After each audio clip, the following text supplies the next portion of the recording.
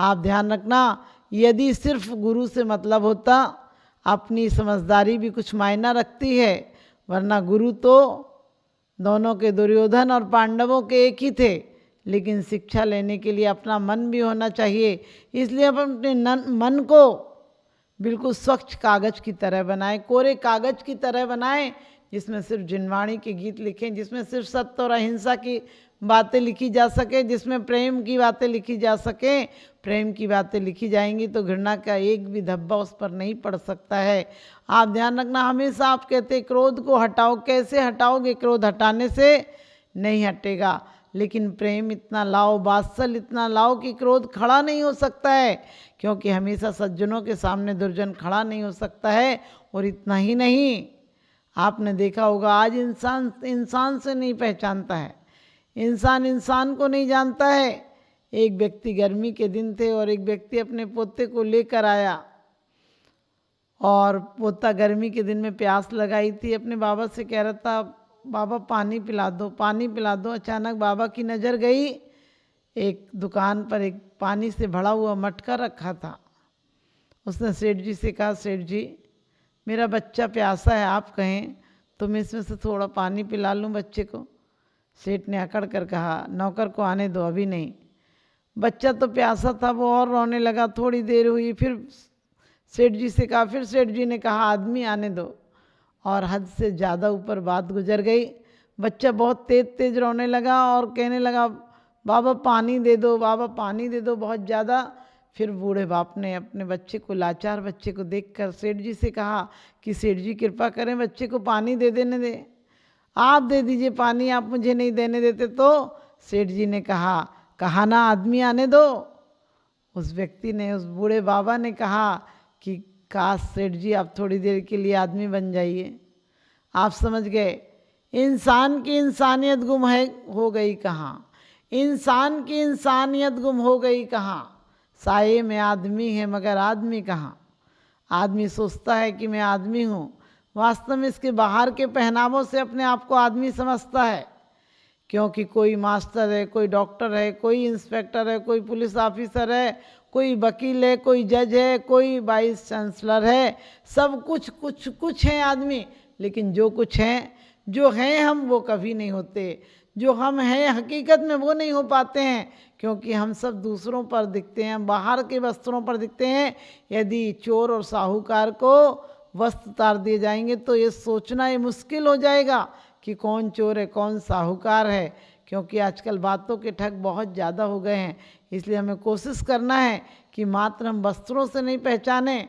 आज अलग अलग लोग वस्त्र पहन लेते हैं, लेबल लगा लेते हैं, पहचाने बना लेते हैं और सोचते हैं कि हम बहुत बड़े हो गए। पहले धर्म से, निष्ठा से, इनसे पहचान होती थी, त्याग तपस्या से पहचान होती थी। लोग अपने पूरी वंश परंपरा का आदर करते थे, पूरे घर के खानदान के बुजुर्गों के नाम लिखे होते थे हमारी कोठियों पर। आजकल तो अपना नाम खा गया, बाप का नाम क्या चलाएगा? एस के जैन, एम के जैन, एल के जैन, पता नहीं। एस के जैन में सुधीर है, सतीश है, सनत है, पता ही नहीं क्या नाम है। अपना नाम खा गया, अपने बाप का नाम क्या चलाएगा? यदि नाम चलाना है तो हम अपनी दृष्टि समीचीन बनाएं। आज महावीर भगवान ने शादी नहीं की, फिर भी 2500 वर्ष बाद भी नाम चल रहा है और अनंत काल तक चलता रहेगा नाम, क्योंकि जो त्याग के मार्ग पर चलते हैं उनका नाम अमर हो जाता है। जिनवाणी सदा उनके गीत गाती है, जिनकी जिंदगी में साधना उतर जाती है। क्योंकि हम बाहर से सोचते हैं बहुत अच्छा काम कर रहे हैं, लेकिन हमारे काम के पीछे क्या उद्देश्य है? एक डॉक्टर अपने बेटे को छोड़ कर गया कि तू भी पढ़कर आया है, डॉक्टरी करके आया, तू थोड़े दिन प्रैक्टिस कर, मुझे बाहर तीर्थों पे जाना है। जब 1 साल बाद लौटा तो बच्चे ने पिताजी के पैर छुए और कहा, पिताजी जिस मरीज को आप इतने दिनों में ठीक नहीं कर पाए, मैंने मात्र उसे 1 महीने में ठीक कर दिया। पिताजी ने शाबाशी देने की जगह उसे माथा ठोक लिया और कहा कि बेटा पागल है क्या, मैं भी उसे ठीक कर सकता था, लेकिन वो कोई अमीर औरत थी जिसे तुमने ठीक कर दिया, और ठीक नहीं करना था। यदि ठीक कर दोगे तो हमारा व्यापार कैसे चलेगा? तुम्हें डॉक्टरी कराई उसी के कारण, और बच्चों को पढ़ना था, वो भी उसी के कारण पढ़ते। आप समझ गए, हम अपनी उम्मीदें, अपनी खुशियाँ भी दूसरों पर निर्भर करते हैं कि दूसरों को गिराएं। आज आदमी का मज़ा क्या है? यदि बड़ी मकान कोठी का कोई मज़ा है तो मज़ा जभी तक है जब तक कि पड़ोस में झोंपड़ियाँ हैं। मैं विहार करते करते किसी गांव में ठहरती थी, 2-4 बार ठहरने का मौका पड़ा। उधर से निकलती थी, यूपी का एक गांव था, तो एक व्यक्ति जो अजैन था उसके यहाँ ठहरती थी, और वो बेचारे बहुत अच्छी अपनी कोठी के बारे में बात बताते थे कि कोठी ऐसी है, यहाँ ये लगवाया, यहाँ ये लगवाया। हर बार जाते थे तो कोठी की बात करते थे। जब मैं आखिरी बार गई, उधर निकली, तो मैंने सोचा आज भी ये कोठी की बात करेंगे, लेकिन बिल्कुल उदास थे, उन्होंने कुछ नहीं कहा। मैंने उनसे चला के कहा कि और आपने बताया नहीं कोठी में नया काम क्या कराया है? वो कहने लगे अब तो कोठी बेकार हो गई। मैंने कि कहाँ से बेकार हो गई, वैसी की वैसी लगती है। उन्होंने कहा आपने देखा नहीं। मैंने कहा क्या देखा, सब कुछ अच्छी है कोठी तो, और पहले से ज़्यादा साफ़ सुथरी है, बढ़िया है, चमकदार है, क्या कमी है? उन्होंने कहा अब कोई मतलब नहीं इस कोठी से। हमने कहा क्या हुआ? तो कहने लगे अब बगल में देखो ना कितना बड़ा मकान बन गया, बगल में मकान बन गया, यही कोठी का आनंद खत्म कर गया। आप सोचिए हम अपने आप में होते, अपनी संतुष्टि में होते, तो हमें कोई का दूसरे का मकान हमारे लिए क्या दाहे का कारण बनता, हमारे लिए क्या घाव बनता?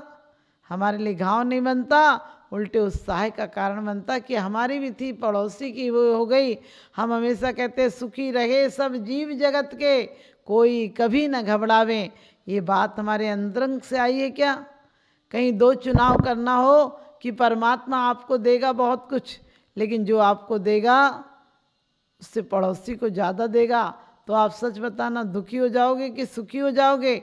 यदि आपको 10 लाख मिल रहे हैं और पड़ोसी को 1 करोड़ मिल रहे हैं, तो आप 1 करोड़ पर ध्यान देंगे, 10 लाख को भोगेंगे नहीं। जिस प्रकार से एक खदान में मजदूर काम कर रहे थे और मजदूरों को शाम को सेठ ने सबको पेमेंट दी, लेकिन कुछ आए थे सुबह 10 बजे, कुछ आए थे 3 बजे, और सेठ ने सबको एक सा पेमेंट दिया। जो 10 बजे आए थे वो तो बहुत नाराज़ हो गए, कहने लगे सेठ जी ये अन्याय कर रहे हो। उनने कहा जो तुमसे तय किया था तुम्हें दिया ना, तुम आराम से जाओ, तुम्हें तय से बल्कि 2 रुपये ज़्यादा ही दिए हैं तुम्हें, तुम क्यों परेशान होते? उनने कहा इनको क्यों इतने दिए? सेठ ने कहा वो मेरे पास थे ज़्यादा इसलिए बांटना था, मैंने बांट दिए, उस पर तुम्हारा अधिकार तो नहीं था। लेकिन हमारी परेशानी का कारण देखो कि दूसरों को हम जितना क्यों मिला है, दूसरा हमारे पद पर क्यों खड़ा है, दूसरा उन ऊंचाइयों तक क्यों पहुंचा है, जबकि हम कर्म भूमि के मनुष्य हैं। अपने कर्म के द्वारा निगोद भी जा सकते हैं और अपने कर्मों के द्वारा सिद्ध सिला भी जा सकते हैं। हम ऊंचे उठे हैं तो इतने ऊंचे उठ सकते हैं जो सर्वश्रेष्ठ ऊंचाइयों को पा सकते हैं, और अपने पतन की तरफ चले, अपने मिथ्या दर्शन ज्ञान चारित्र का अपना लिया उनको, तो हम नीचे भी जा सकते हैं। हमारे जीवन में ऊंचाइयाँ पाना है या नीचाइयाँ पाना है हम पर निर्भर करता है। हम जीवन में फूल चुनते हैं या कांटे चुनते हैं, हम तारों को देखते हैं या अंधेरी रात को देखते हैं, क्योंकि जब रात अंधेरी होती है तभी पुनः प्रभात होता है। कभी दुख तकलीफ़ें आती हैं तो सोचो परमात्मा ने आखिरी रात दी है, और कब तक दुख तकलीफ जभी तक होती है जब अपनी होती है, अपना ख्याल जाता है तब दुख तकलीफ होती है। और इसीलिए हमारे आचार्यों ने कह दिया कि वास्तव में संसार में यदि रहना है तो ऐसे रहो जैसे कमल रहता है कीचड़ के बीच, कीचड़ में रहता है, ऊर्जा लेता है, प्रफुल्लित होता है, सुगंध देता है, लेकिन कीचड़ में लिप्त नहीं होता है। हम भी संसार में रहते हैं तो अपने दर्शन को शुद्ध करें। उगती कली तोड़ ले माली, उगती कली तोड़ ले माली, इसमें दोष चमन का क्या है, और श्रद्धा नहीं जिसे भजनों पर, इसमें दोष भजन का क्या है, इसमें दोष भजन का क्या है। तो उगती कली तोड़ ले माली, हमारे जिंदगी की उगती कली है, जिसे कली तो बन गई है दर्शन का। हमने आकांक्षाएं तो की हैं सम्यक दर्शन को पाने के लिए, लेकिन उन 8 गुणों को अपनाना है, 8 मदों को नष्ट करना है और दोषों को नष्ट करना है। हमारे अंदर गुप्तियों का साथ हो तो हर अव्रत भी व्रत बन जाते हैं। गुप्तियों का साथ नहीं हो तो सम्यक दर्शन तो हो सकता है लेकिन व्रत नहीं हो सकता है। और इसीलिए चाहे चर्चा कितनी भी हो, जब तक अर्चा नहीं हो तब तक पूज्यता नहीं आती है। देव चर्चा तो बहुत दिन करते हैं लेकिन अर्चा नहीं कर पाते हैं। और अर्चा का मतलब ही है आस्था का परिवर्तन हो जाना। अर्चा का मतलब ही जब श्रद्धा आ जाता है, आप कहते हैं आप बताओ हम कौन सा मंत्र फेरें, कौन सा शास्त्र पढ़ें कि हमें मोक्ष हो जाए। मैंने कि घर में आग लग जाए फिर शास्त्र खोल कर देखते हो क्या? बाढ़ आ जाए फिर शास्त्र खोल कर देखते हो क्या? फिर परमात्मा के आगे भीख मांगने जाते हो क्या? तब तो तुरंत बाहर निकल जाते हो घर से। आज तक यह दाह दाह क्यों नहीं लगी? संसार के भवन में हम घूम रहे हैं, भवन क्यों नहीं दिखा? इसी में आसक्ति रहती कि वह बहुत आनंद है, जीवन में बहुत सुख है। क्या सुख है? एक परछाई की तरह है। तुम जब झांक कर देखोगे, कभी परमात्मा की छाया में खड़े होगे तो तुम्हारी परछाई नष्ट हो जाएगी, क्योंकि शाश्वत सुख तो सिर्फ परमात्मा को मिलता है। और कहते भी हैं कि जो छोटे लोग होते हैं वो बहुत उछल कूद मचाते हैं, खामोशियों का भी अपना मतलब होता है। बीत जाता है तो चुपचाप से अंदर जाकर बढ़ जाता है, और पेड़ गिरता है तो बहुत आवाज़ करता है। इसका मतलब पतन वाला आदमी, पतन की तरफ जाने वाला आदमी बहुत आवाज़ करता है, और ऊंचाइयों पर जाने वाला आदमी खामोश होता है। हम जीवन में मौन को रखें, अपनी शक्ति को अर्जित करें। यदि कभी शक्ति को वरदान बनाना हो, शक्ति को सुंदर बनाना हो, तो बनाना परमात्मा के सामने बनाना। आपको परमात्मा ने 5 इंद्रियां दी हैं, कोई कम नहीं है। एक एक इंद्रिय इंद्र के समान स्वतंत्र है, अपने अपने कार्य क्षमता में उत्कृष्टता को प्राप्त कर सकती है। लेकिन यही इंद्रियों का सदुपयोग किया जाए तो एक दिन अतीन्द्रिय सुख दिला देती हैं।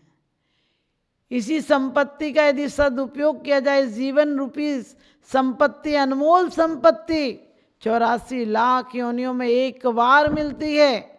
हम कहते भी हैं 12 भावना में कि वृत्ति होना, संगी होना, कितना तरस पर्याय पाना, फिर मनुष्य गति में आना, और उससे भी दुर्लभ है देश व्रतों को धारण करना, महाव्रतों को धारण करना, और महाव्रतों को धारण करके भी पुनः संसार में आना।